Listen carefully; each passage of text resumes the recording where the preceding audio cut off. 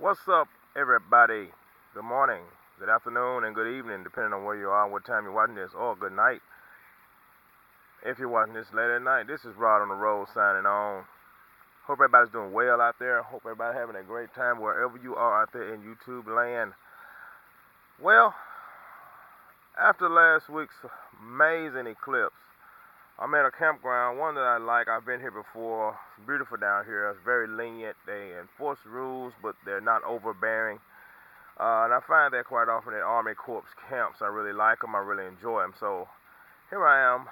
I was in the area and I decided to get by here again because I love it so much.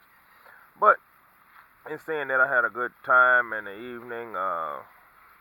Just relaxed. Got in a little late, but everything's been going well. Well, I want to give an update. Some things I've been working on. I want to talk about today are this thing right here. Let me go ahead and show it to you. Solar panel. This solar panel has definitely been a plus for me. It's definitely been something that I've enjoyed. But one thing that I have to say is that experience teaches you a lot. And in this area, the region I've been in, which be the central U.S., east of the Mississippi, also west of the Mississippi, but not as far as not past Oklahoma City, north, all the whole northern region of the central U.S., not too far north, not too far south, just kind of centralized. There's a lot of clouds, especially this time of year, and they have greatly hindered my solar. It started out great when I had a lot of sun in the summer, first started using them, but now that it's getting towards the winter months, my sun is diminished quite a bit, and I definitely need to add another solar panel. I anticipated the use of solar panel with a lot of sunlight. I don't know why I anticipated that. That's not realistic. But now that I'm experiencing a lot of days, sometimes days of clouds, several days of clouds, then you get 2 sunny days, out of the whole entire week. And then maybe those aren't even completely sunny, maybe just sporadic, scattered, partly cloudy. So that's really caused problems so far. So adding another panel, I'm assuming, I know a lot of people have 2 panels. That'll be 200 watts and 2 batteries, definitely. And I'm going to upgrade my batteries too, because I just made some mistakes with the solar. It works, but it's not. Put it like this. The solar will work fine for a part-timer. But full-timer, you got to have the right stuff. So I'm going to upgrade one more panel. I love that panel, great panel, and upgrade my batteries, and hopefully that'll get me through. But another thing, dealing with all these clouds, I have further came to a decision to add that generator, which that decision had already been made, just hadn't did it, and hadn't accomplished it yet. But the thing about the generator, my thing is this: being in so many different areas, I want my generator. I know a lot of people sit the generator outside the vehicle and just lock it to something, and that was an idea of mine. But in my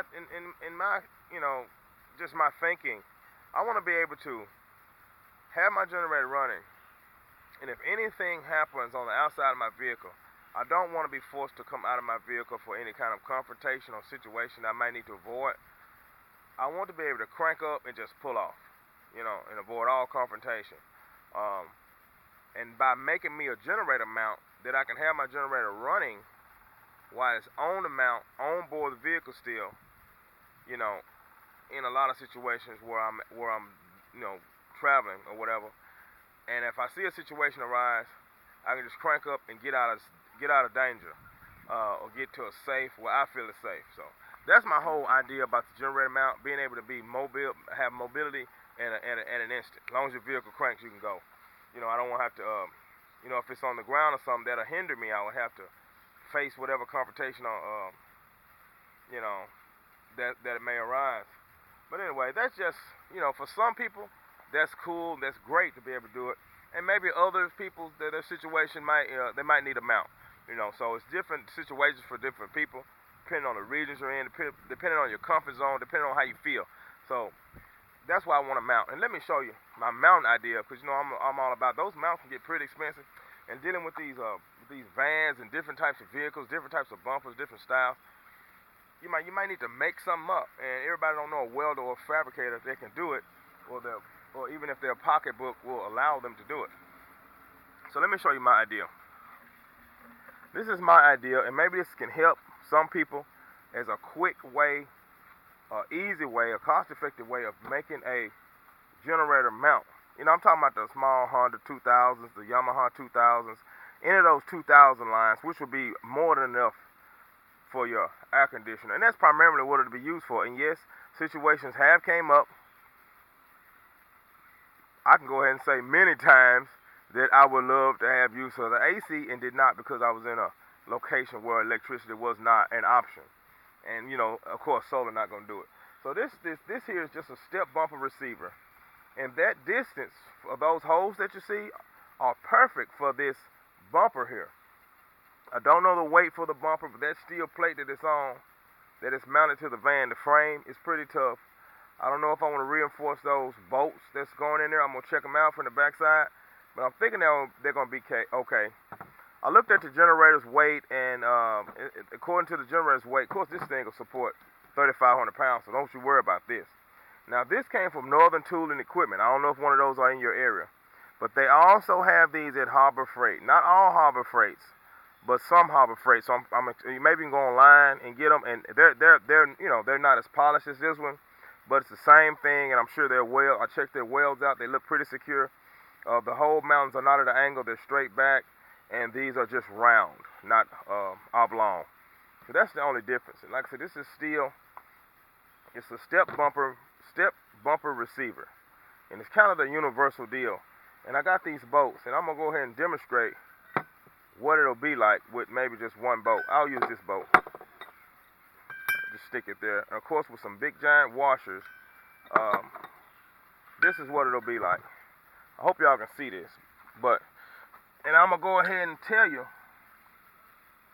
this will just mount here, like that.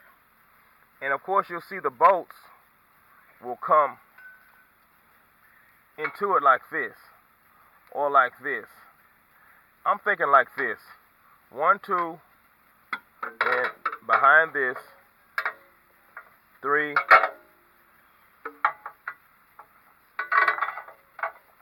all the way down. I'm hitting something. 3, 4, like that.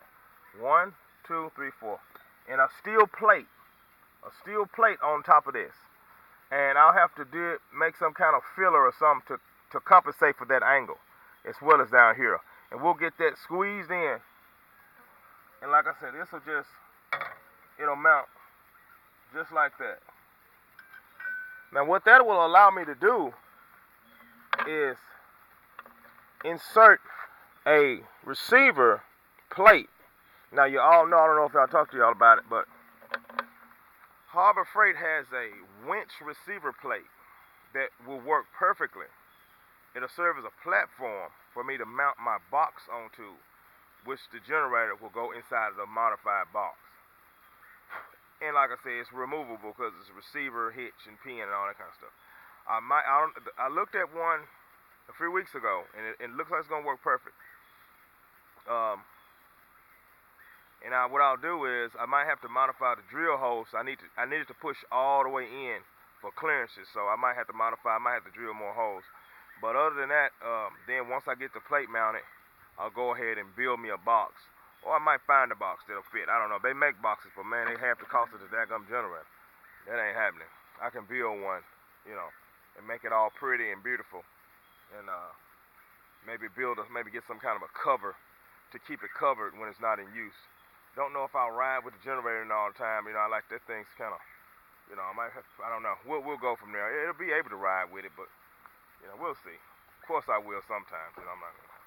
But build like a spare tire cover or something that'll go over it, just for stealth purposes, Not a lot of stuff going on back here, but luckily I can bag in, and you don't see any of this when I bag into places. But my tags normally don't match the state I'm in, so it's all good anyway. But that's pretty much it. I want to give an update on that situation and what I'm working on, and maybe they can help you out. And things are going great. Things are going amazingly fine. Like I said, this campground here, let me get a panoramic view of the campground. Just a panoramic view. Alright, that was video.